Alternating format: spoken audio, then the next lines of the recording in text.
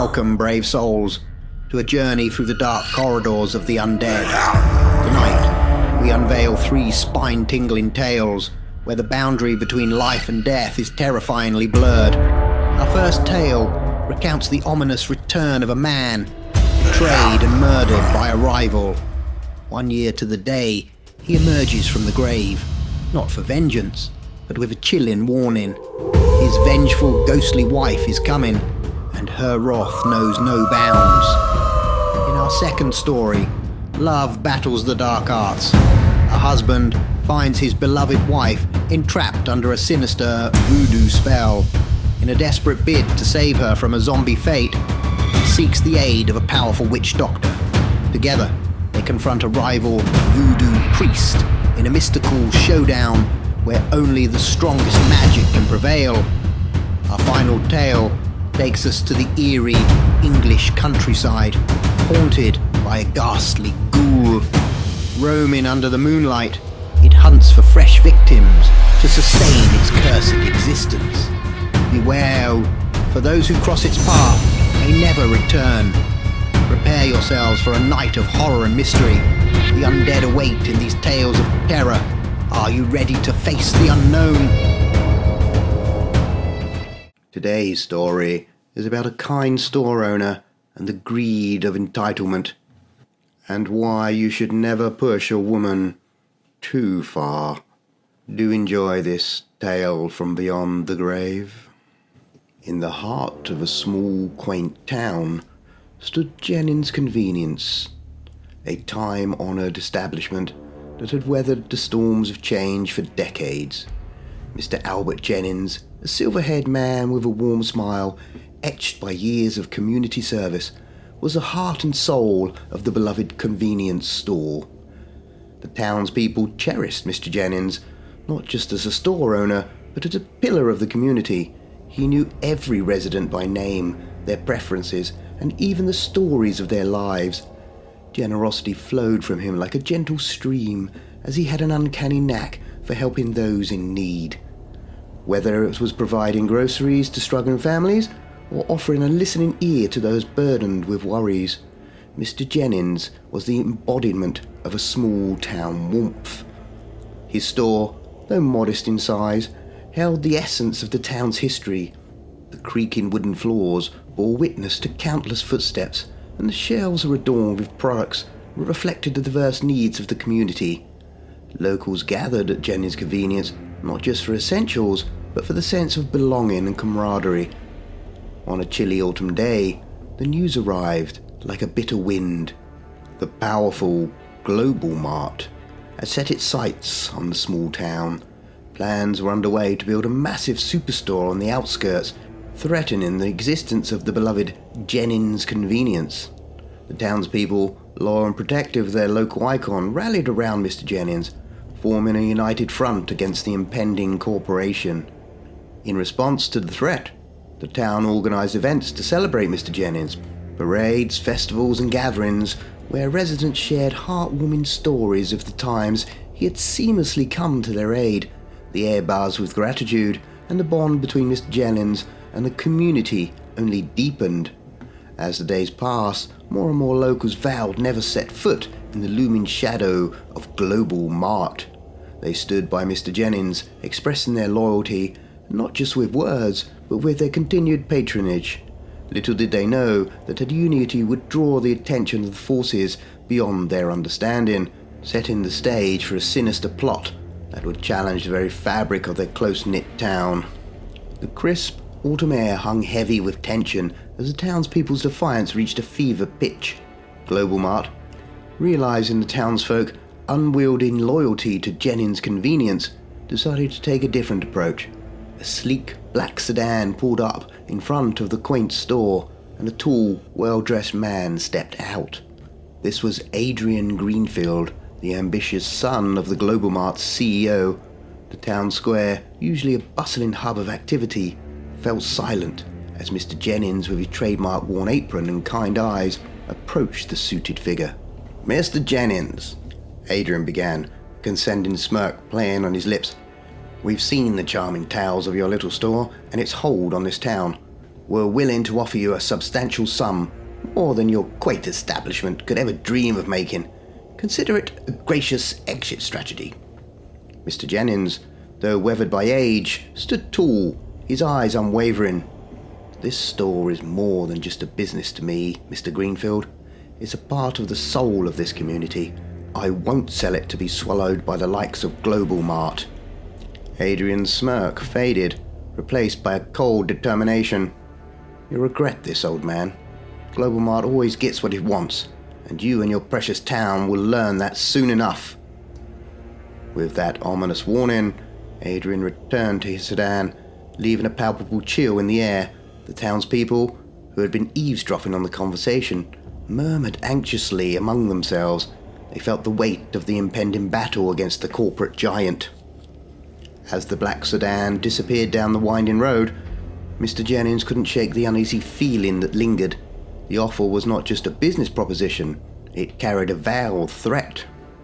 The townspeople, unaware of the sinister undertones, continued their support, holding fundraisers and rallies to fortify the spirit of resistance. The peaceful facade of Willow Creek shattered as Global Mart escalated its efforts to dismantle the resilience of Jennings' Convenience. A group of ominous figures clad in dark clothing stationed themselves outside the quaint store. Their menacing presence loomed like a dark cloud over the once welcoming atmosphere. As the townspeople approached Jennings' Convenience, the thugs would leer menacingly, blocking the entrance with their imposing stature. Fear crept through the community, and whispers of intimidation spread like wildfire. The air became heavy with tension as the people hesitated to defy the ominous figures that now guarded the heart of their town. Adrian Greenfield, fueled by a ruthless determination to see Jennings' Convenience crumble, exploited the fear he had instilled. He orchestrated a campaign of rumors designed to tarnish Mr. Jennings. Flyers were plastered across the town accusing Mr. Jennings of tax evasion and deceit. The once beloved store owner found himself at the center of a vicious smear campaign. The townspeople, uncertain and frightened, began to question their loyalty to Mr. Jennings. The seed of doubt planted by Adrian's rumors grew into a thorny vine, entangling the trust that had once bound the community together. As customers dwindled, the financial strain on Jennings' Convenience became palpable. Adrian, unsatisfied with the chaos he had sown, decided to strike directly at the heart of Miss Jennings' world. Under the cover of night, a group of intruders, perhaps affiliated with thugs who guarded the store, broke into the Jennings residence. The sound of shattered glass and muffled whispers echoed through the once quiet house. In the darkened corridors of Mr. Jennings' home, the intruders ransacked the rooms, stealing valuable possessions and leaving destruction in their wake.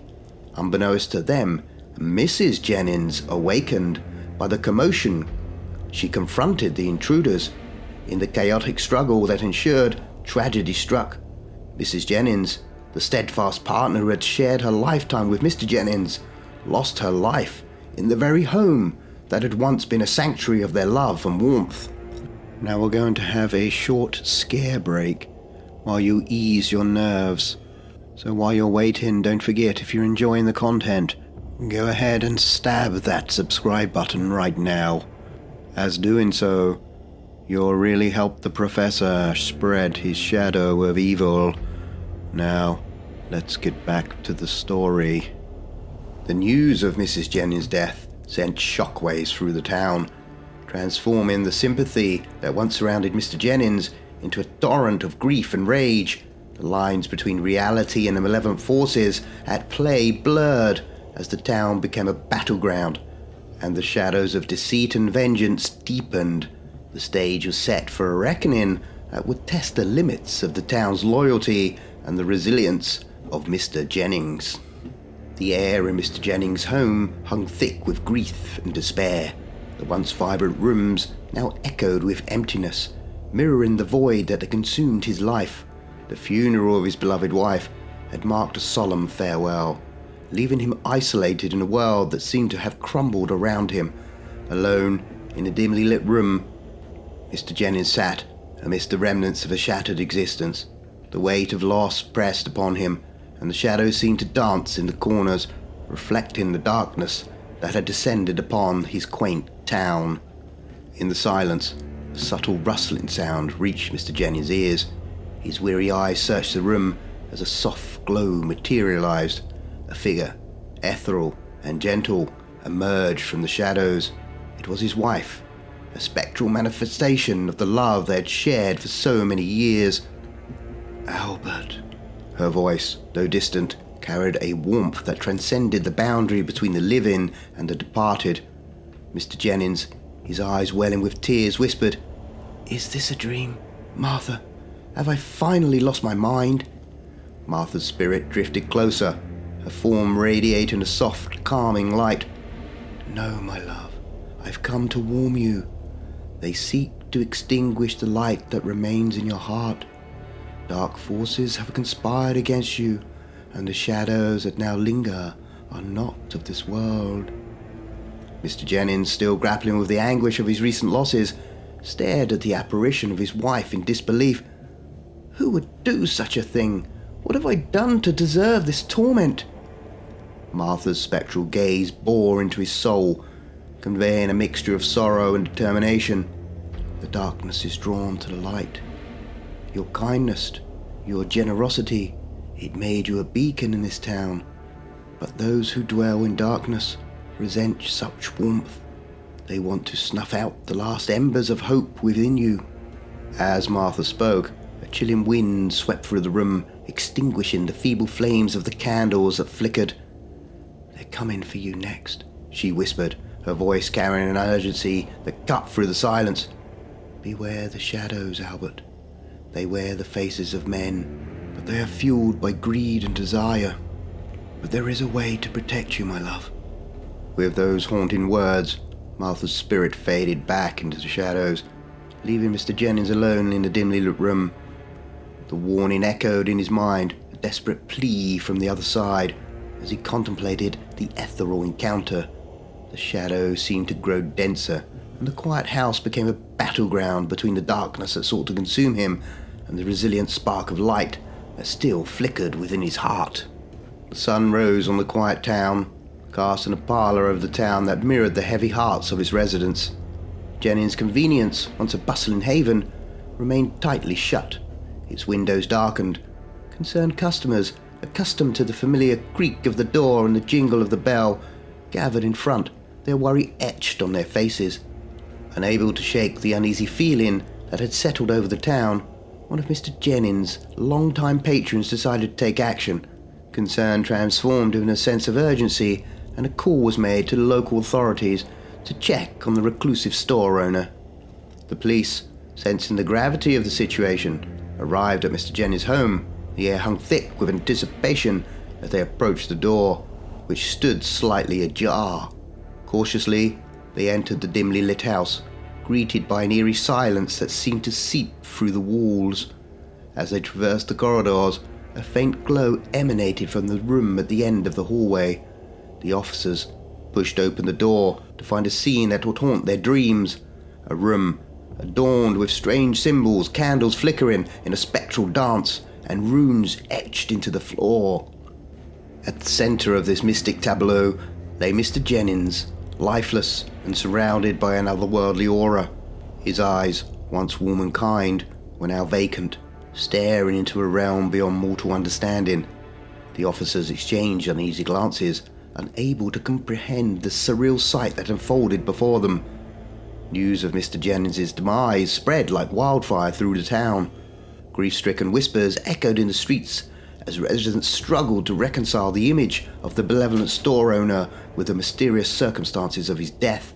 The very heart of the small town had been extinguished, leaving behind a void that seemed impossible to fill.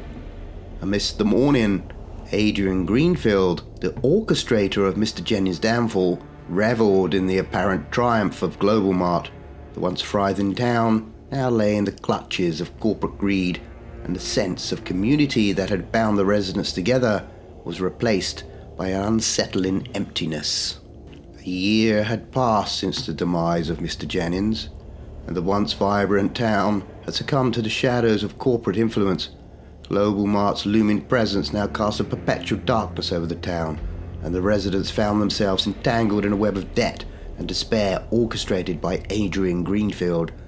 Adrian, reveling in the newfound dominance, had transformed the town into a haunting reflection of its former self. The once loyal patrons of Jennings' convenience now wandered the aisles of Global Mart, their faces etched with a hollow gaze. The hired thugs, instruments of Adrian's ruthless control, enforced a cycle of credit and interest that bound the residents into perpetual servitude. On this ominous night, a strange energy permeated the air. The atmosphere crackled with an otherworldly force, and a mysterious glow emanated from the cemetery where Mr. Jennings rested. Unbeknownst to the town, a hand burst from the soil, breaking through the earthly confines of the grave. Slowly and methodically, Mr. Jennings clawed his way back to the realm of the living. The spectral figure, clad in tattered remnants of his burial clothes, moved with an eerie purpose. The ethereal glow that surrounded him illuminated his determined gaze as he embarked on a silent journey through the darkened streets of his beloved town. Adrian Greenfield, nestled in the opulence of his home, remained blissfully unaware of the supernatural awakening transpiring outside. The town had become his kingdom, and the residents mere pawns in his corporate chess game. As Mr. Jennings approached Adrian's imposing residence, the shadows seemed to retreat in his presence. The once vibrant garden wilted, and the air grew thick with an otherworldly energy. The hired thugs, patrolling the vicinity, felt a chill down their spines as an invisible force hinted at the impending reckoning. In the stillness of the night, Mr. Jennings stood before Adrian's mansion, his spectral presence, undeterred by the physical barriers that separated them. The glow intensified as he raised his spectral hand, his gaze fixed on the architect of his demise. Adrian Greenfield's opulent mansion, a fortress of wealth and power, stood silent as Mr. Jennings, his undead form captured on the security cameras, navigated its halls with a determined but stumbling gait. The ethereal glow around him flickered in the cold, sterile light of the mansion. As Mr. Jennings pushed open the door to Adrian's vast office, Adrian's eyes widened in horror. The once kind face of the beloved store owner was now a grotesque visage of decay and emptiness. Adrian recoiled, muttering to himself, "This can't be!" In a panicked reflex, Adrian barked, "Take him down!" 5 burly thugs, armed and ready, opened fire on Mr. Jennings. The room echoed with the thunderous roar of gunfire as the spectral figure was struck by a barrage of bullets. His form crumpled on the floor, lifeless, or so it seemed.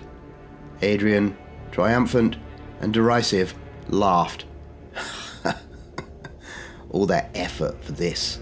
What a waste.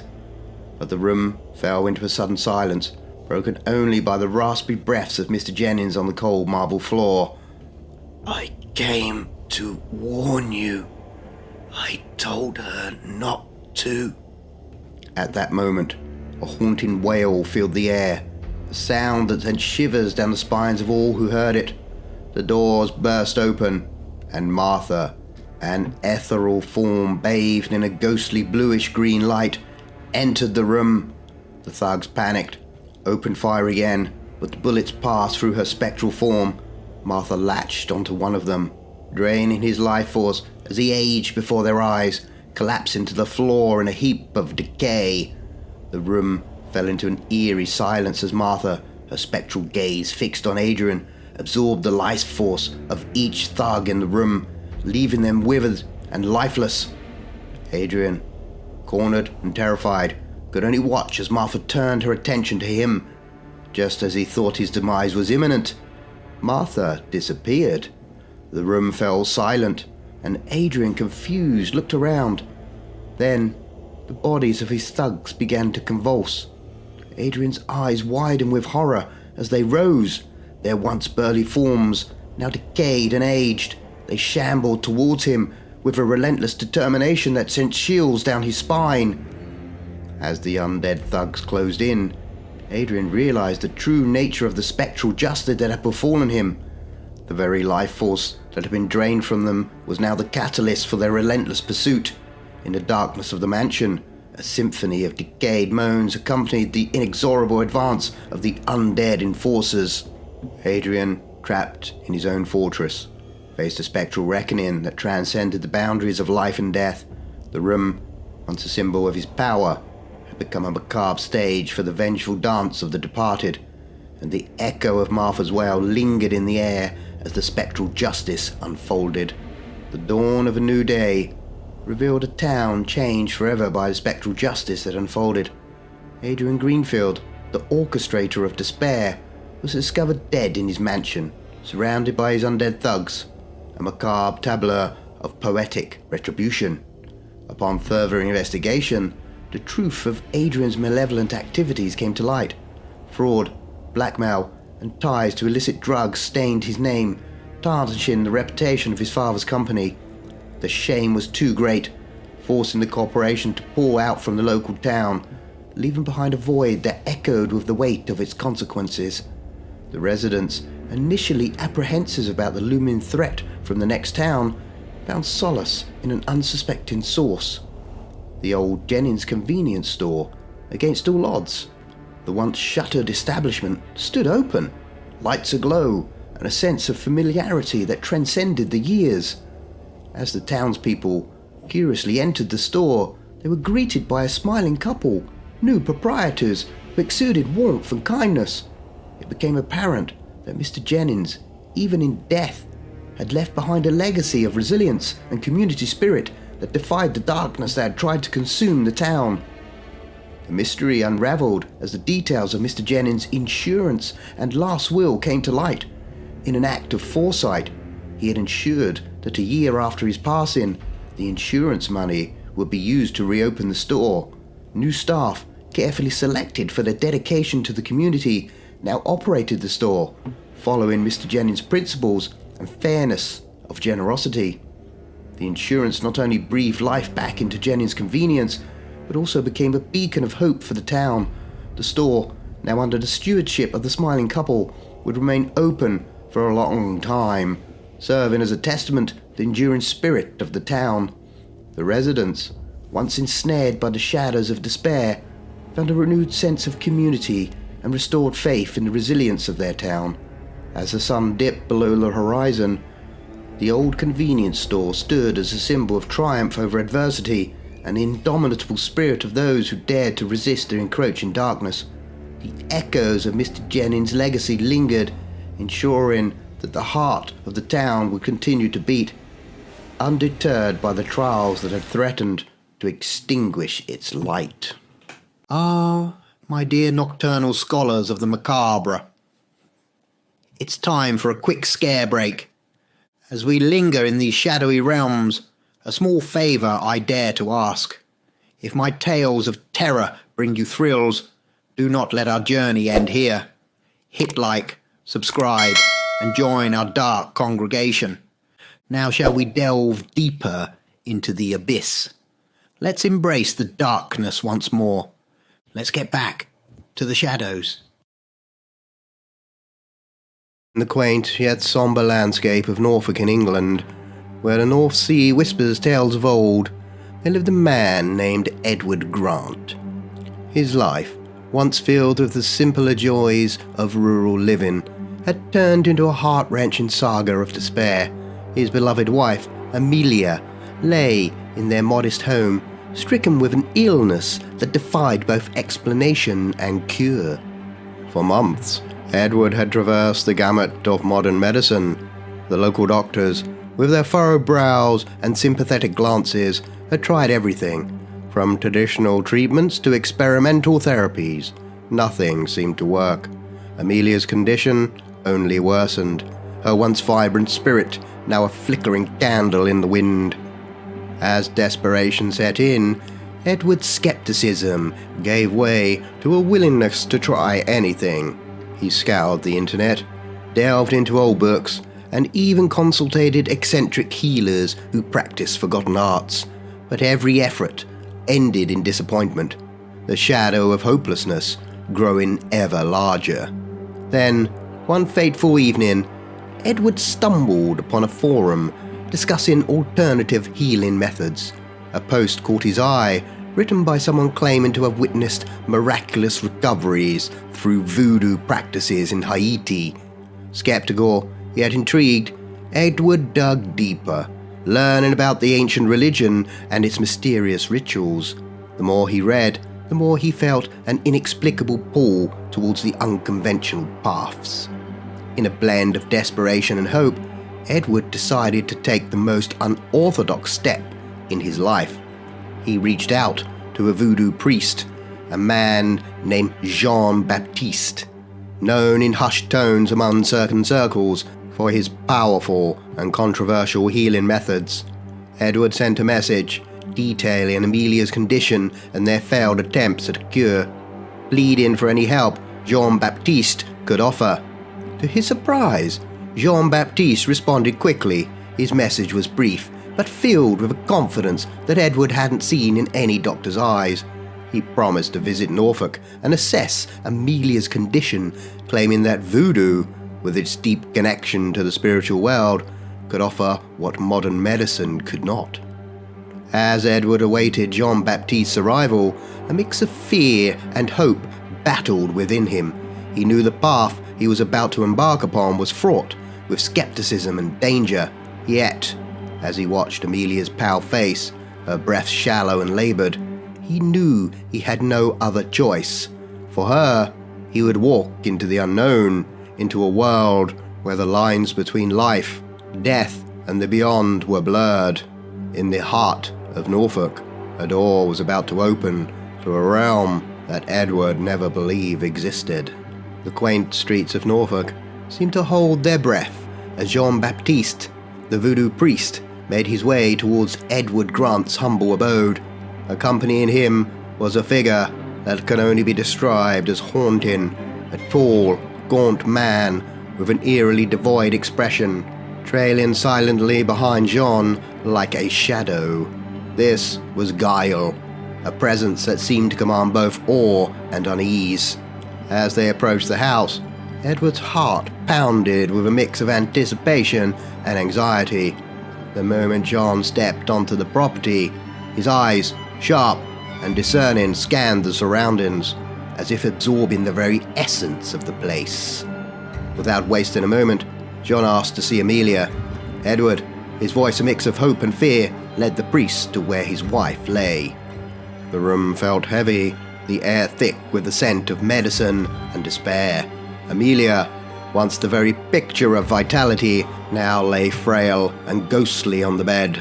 Jean approached her with a solemnity that seemed to transcend the room's gloom.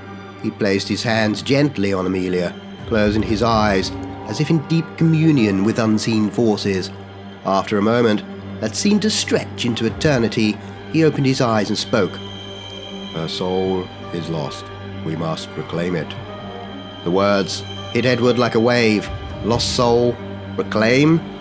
Concepts were foreign, yet in his heart he knew they were true. John continued, "It will take all my power, but I am sure I can help her." His voice held a certainty that was both frightening and reassuring. "Anything," Edward replied, his voice barely a whisper, word carrying the weight of his desperation. John nodded. "I'll need to go to my private retreat to gather my strength. In the meantime, I'll leave Guile here to guard over her." His gaze shifted towards the tall, silent figure by the door. Edward's eyes followed, landing on Guile, who stood like a sentinel, his presence both imposing and protective. "Don't worry, there is no better protector," Jean assured him. As the priest left, Edward felt a strange mix of relief and apprehension.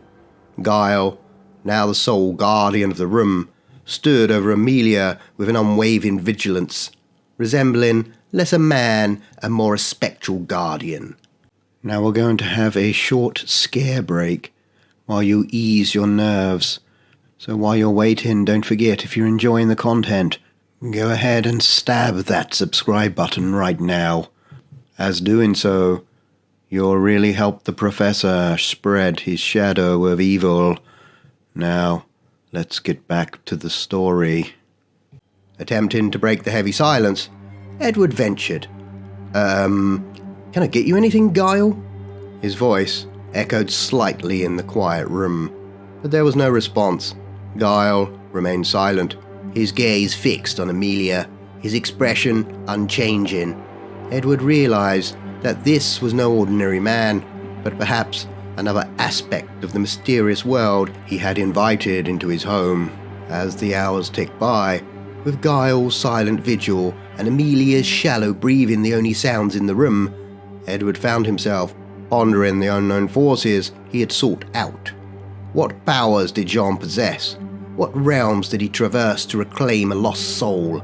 And most importantly, would Amelia return to him, whole and healed from the extraordinary journey into the depths of voodoo magic? The answers lay hidden, shrouded in the mysteries that Jean-Baptiste and his silent guardian Guile had brought into his Norfolk home.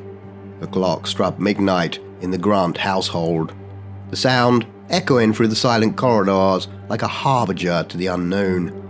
In the dimly lit room where Guile stood guard, a miraculous yet eerie event unfolded. Amelia, who had been motionless and unresponsive for weeks, suddenly stirred. Her eyes opened, revealing a vacant gaze, devoid of the living spark that once defied her. Without a word or a sign of struggle, Amelia rose from her bed. Her movements were fluid yet unnatural, as if she were being guided by an unseen force. Guile, the ever-watchful guardian, observed silently, his stoic demeanor unchanging. As Amelia walked towards the door, Guile followed, maintaining a close yet respectful distance. The night air was cool and crisp, the stars overhead shining like a myriad of unblinking eyes witnessing the surreal procession. Together, they traversed the quiet streets of Norfolk, moving with purpose, yet without hurry. The destination was unclear, but the path seemed known to Amelia, or whatever force drove her. They soon approached a small, isolated dwelling nestled away from the main thoroughfare.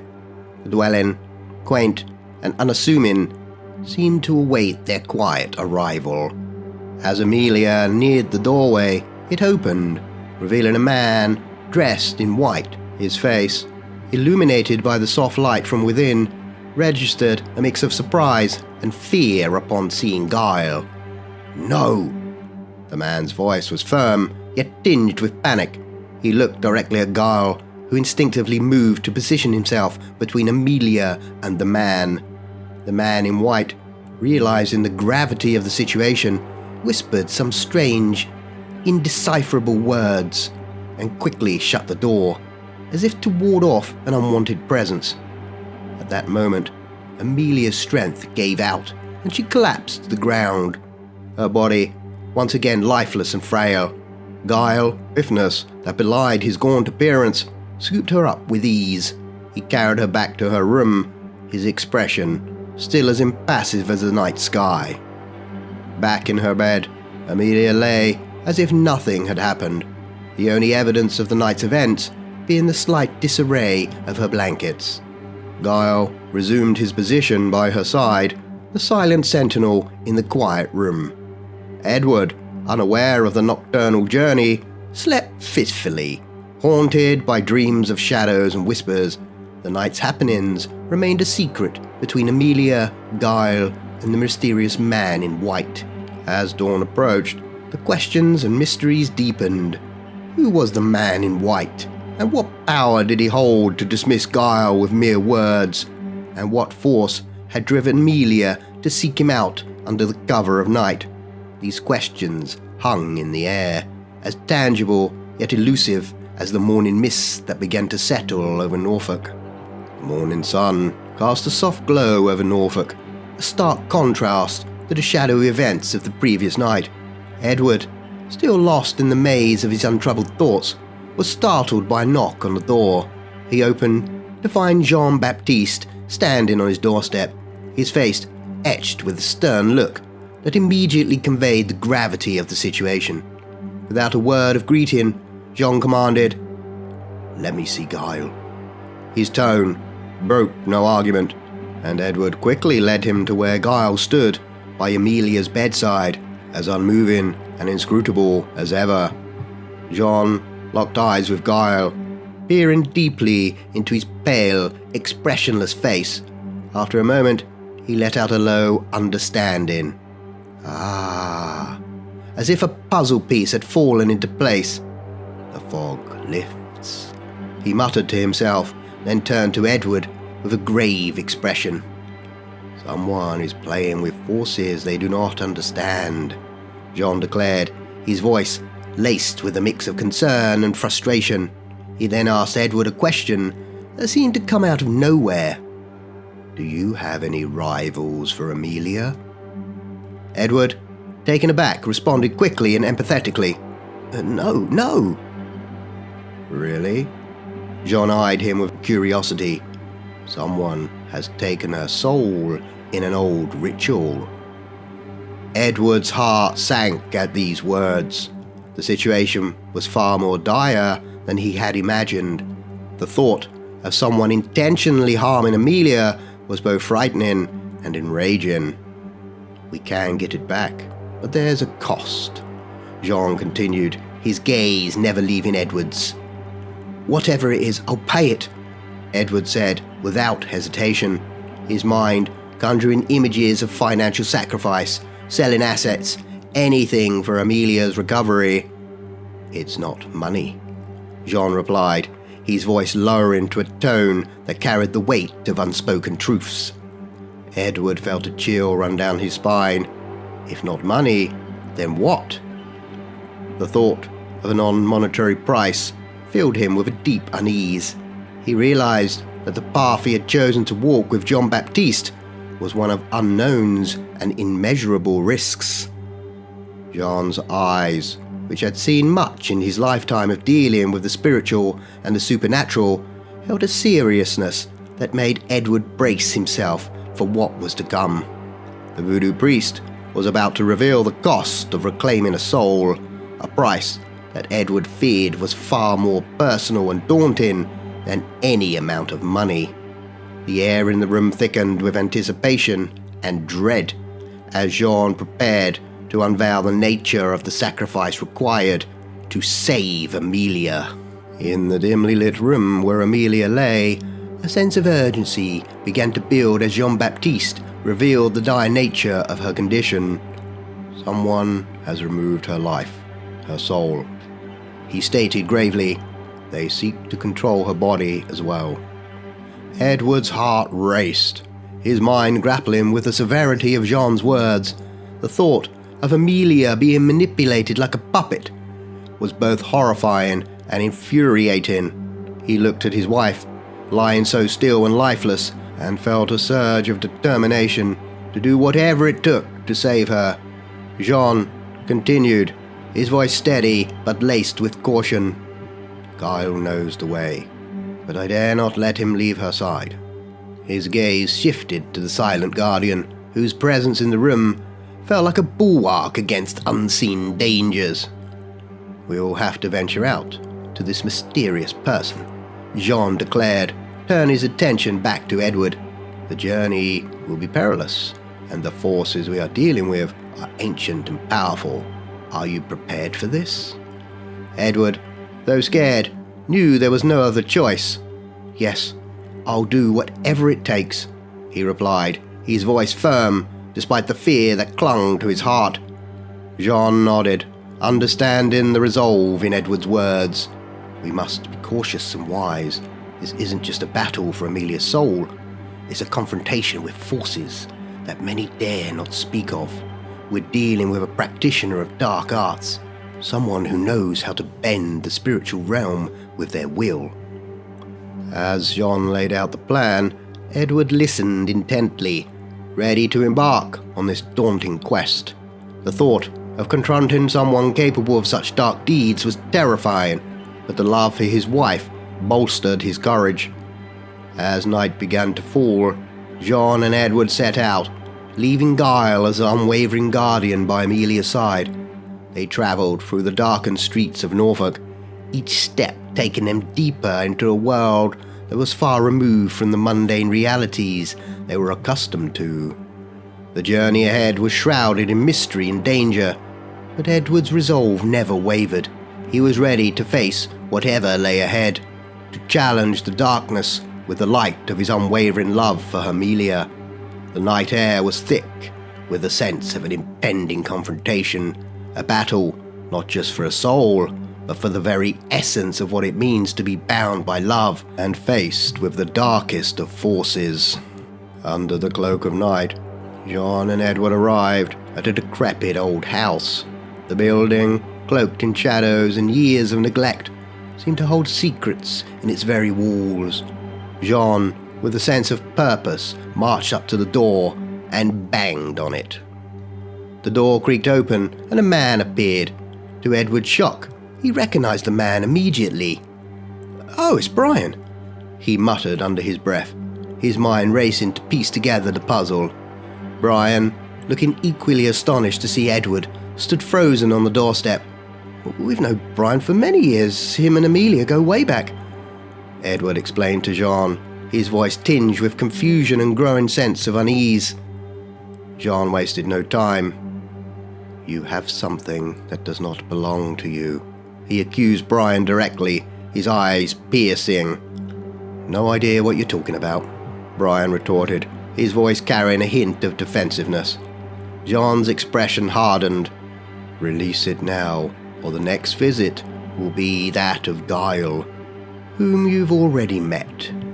Edward stood beside John, his mind a whirlwind of confusion and disbelief. He couldn't fathom the connection between Brian and Amelia's current plight. Suddenly, Brian's facade cracked. "She should be mine," he blurted out, his voice laced with bitterness and longing. Edward turned sharply to face Brian. "Amelia?" he asked, his voice barely above a whisper. "We had a thing until you came along," Brian confessed, his eyes avoiding Edward's gaze. John intervened. "Well, would you like me to send Guile, or do we have a deal?" His voice was calm, but carried an underlying threat that was impossible to ignore. Brian let out a scornful laugh. "Do your worst," he challenged, a mix of defiance and resignation in his tone. Edward stood there, his heart pounding as he processed the revelation. Brian, a long-time acquaintance, harbored feelings for Amelia and had somehow entangled himself in dark arts to claim her. The night grew heavier with tension, the confrontation reaching a critical point. Jean, assessing Brian's defiance, knew that they were dealing with a situation far more complex and dangerous than a mere rivalry. The stakes were high, and it was clear that retrieving Amelia's soul would require more than just threats. A battle of wills, of dark versus light, had just begun on the doorstep of Brian's old house. In the quiet of Edward's home, John approached Guile, his presence animating a sense of impending action. "It's time," John said firmly, his voice cutting through the stillness of the room. For the first time, a glint of something resembling emotion flickered across Gile's otherwise impassive face. Slowly, he began to shuffle towards the door, his movements deliberate and foreboding. "We must stay here with Amelia, or she could be lost forever," Jean cautioned Edward, his tone underscored with urgency. And then, the payment. "Anything," Edward replied without hesitation, his voice a testament to his unwavering love for Amelia. Meanwhile, at Brian's home, the man sat smugly, a false air of confidence around him. "What can they do to me?" he muttered to himself, unaware of the forces he had recklessly tampered with. Suddenly, a strange noise pierced the silence. Brian turned, and from the shadows emerged Guile, now more decayed than before, a terrifying spectre of his former self. "No!" Brian screamed, his facade of bravado crumbling in the face of this unearthly apparition. Back at Edward's home, at that very moment, Jean spoke with a sense of finality. It is done. Amelia, as if awakened from a long, dark dream, sat up and uttered, "Edward?" The couple embraced, a moment of joy amidst the surreal events unfolding around them. As they held each other, Guile re-entered the room, his form now almost skeletal, a mere shadow of his former self. He sat in a chair, and after a few moments, he disappeared completely, as if reclaimed by the shadows from which he had emerged. "What happened to Guile?" Edward asked, his voice filled with a mix of awe and fear. "The spirits take a heavy toll," Jean replied solemnly. "Now, let's get down to payment, shall we?" Edward, still in the throes of relief at Amelia's recovery, reached for his checkbook. "Anything," he said, ready to pay any monetary price. "You cannot pay the spirits in money, dear boy," Jean said, a grave look in his eyes. "I'll be needing a new guardian. Let me know when you're ready." Edward's heart sank as realization dawned on him. The price for Amelia's recovery was not monetary, but a sacrifice, far more personal. He would have to take Guile's place as the guardian, a lifeless sentinel bound by the spirit world's demands. Amelia, understanding the grim reality, cried out, "No, Edward!" But Edward, looking into the eyes of his beloved wife, knew his decision. "It's worth it," he said, a resolve born of love stealing his voice. With a nod to John, Edward braced himself. John uttered a single, unrecognizable word, and the transformation began. Edward's features changed. Life seemed to ebb from his body, and he grew thin and gaunt, the expression of life swiftly leaving his face. He stood, now a lifeless guardian, the price of the spirits. In that moment, Edward's sacrifice for Amelia was complete, a testament to his undying love for her. He became the new sentinel, a guardian, bound to the spirit world, paying the ultimate price for meddling in the forces beyond mortal understanding.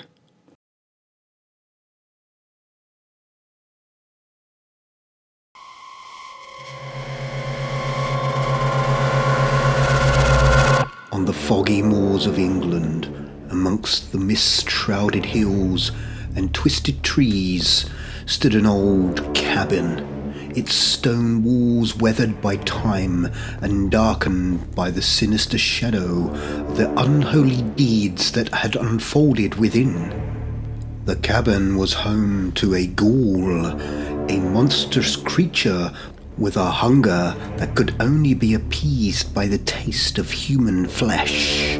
The master of this cursed cabin was a man whose name had been erased from the memory of the locals, known only as the Keeper of Shadows. His home, hidden from prying eyes, had borne witness to unspeakable horrors that had unfolded under the cover of darkness. The Keeper had made a deal with malevolent forces to ensure the prosperity of him and his family, and in return, he was tasked with feeding his monstrous son, the ghoul, a steady diet of fresh victims. One storm-laden night, when the moon hid behind a thick blanket of clouds and the air crackled with an otherworldly energy, the Keeper prepared to fulfill his gruesome duty. He stepped into the oppressive darkness, his footsteps muffled by the damp earth beneath the gnarled branches that reached out like skeletal fingers.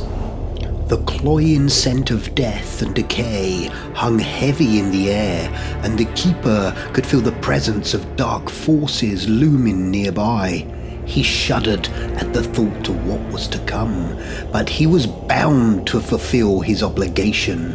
With a heavy heart, he ventured deep into the shadows, to the place where his monstrous son lurked, waiting for his next meal. The wind whispered secrets, and the moors seemed to come alive with an eerie symphony of rustling leaves and distant, mournful howls. The keeper, bearing the weight of his ghastly burden, prowled the desolate landscape in search of the next unwitting victim. It wasn't long before he stumbled upon a lone traveller, a weary soul lost in the labyrinth of the moors, guided only by a flickering light of a lantern. The keeper, his features masked by shadows and a hooded cloak, emerged from the darkness like a spectre. His voice, a low murmur tainted by the echoes of the abyss, offered false comfort to the lost traveller. "Seek refuge in my humble abode." The keeper intoned his words, laden with a sinister undertone that sent shivers down the traveller's spine. "The moors are treacherous, and the night unkind. You are fortunate to have stumbled upon my shelter."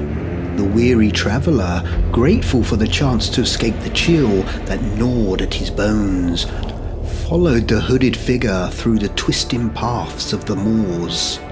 The small cabin loomed in the distance, its silhouette a macabre painting against the moonlit sky.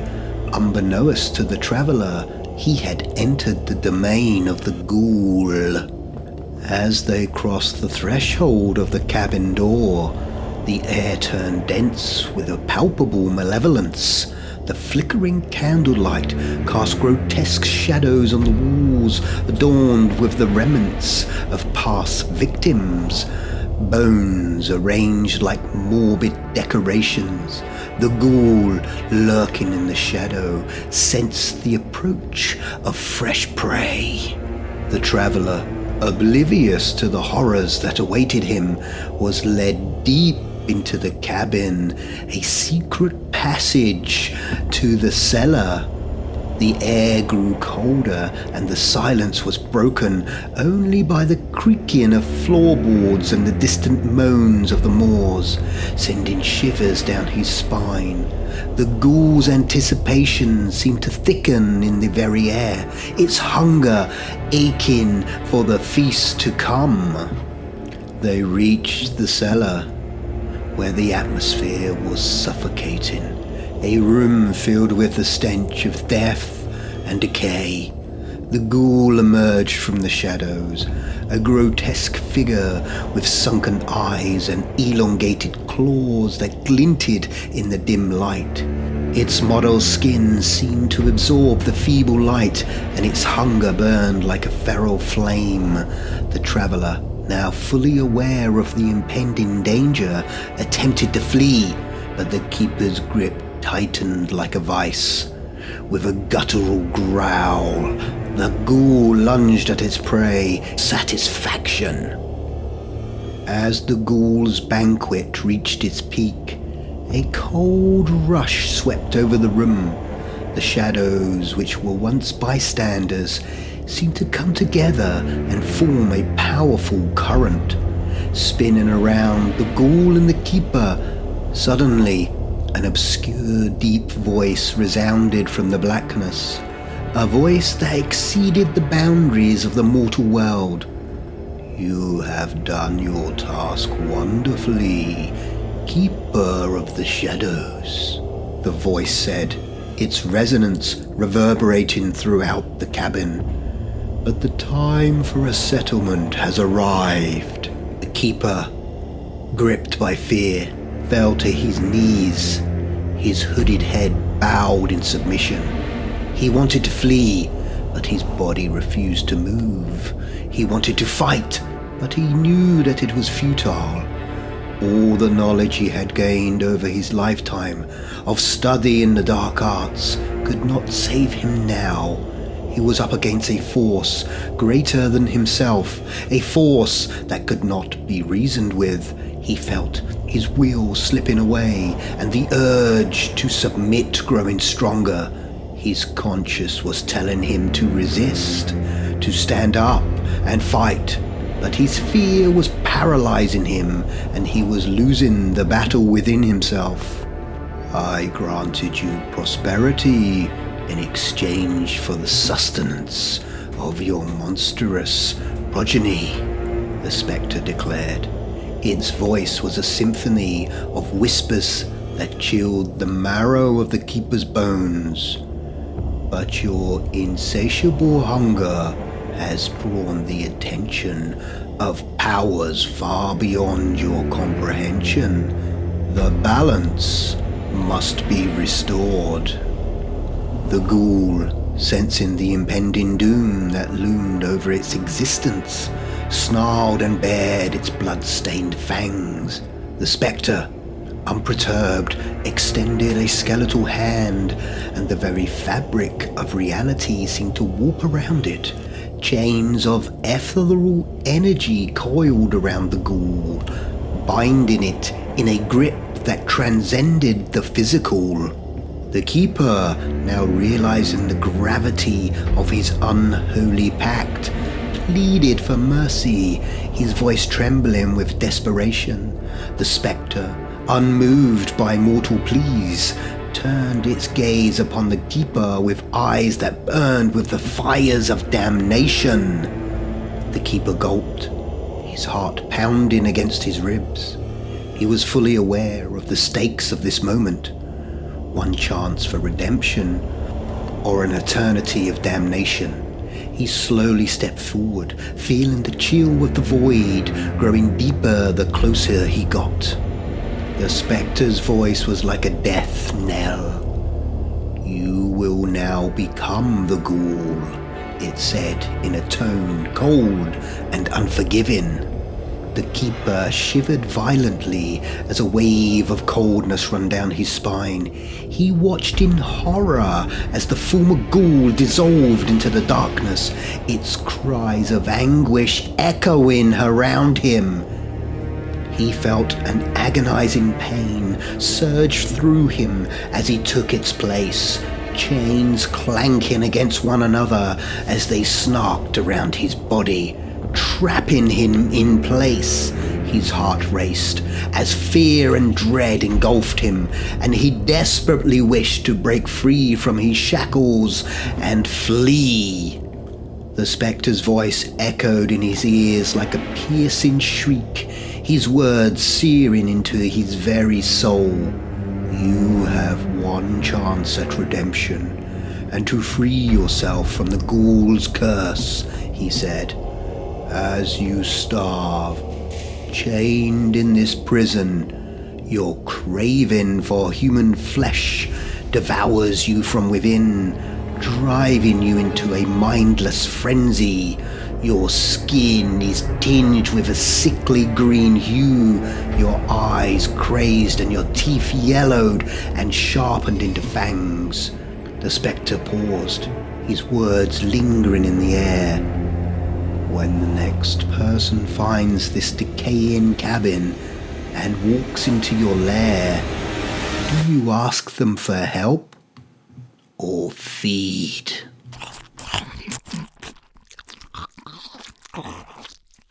And if you're still looking to fulfill your thirst for more horror, don't forget to check out this next video, unless of course you are frozen with fear already.